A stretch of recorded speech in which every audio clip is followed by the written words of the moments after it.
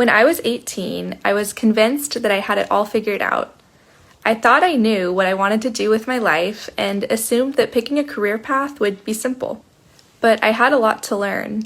If I could go back and give myself one piece of advice, it would be to grow in my capacity for realism.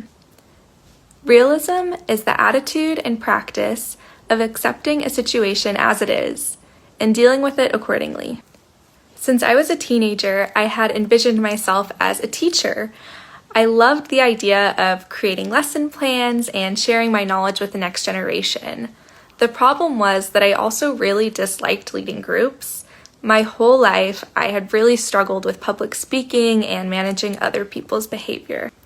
I knew this about myself, but I ignored it. I had put so much into pursuing this path that I didn't even want to consider leaving it. In my case, I wish I had listened to the emotional evidence that my body was giving me. When I was teaching, I would get really nervous and my heart would race, and this continued for years.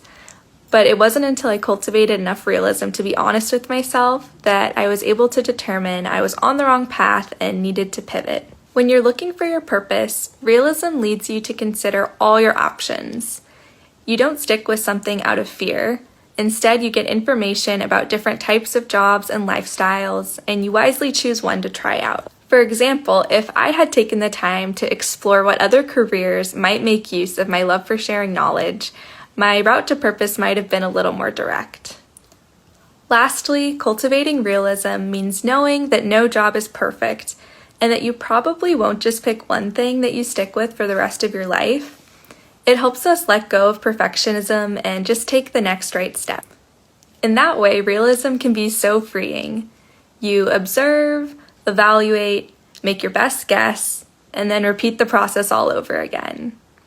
If you want more purpose and fulfillment in your life, don't be afraid to get real.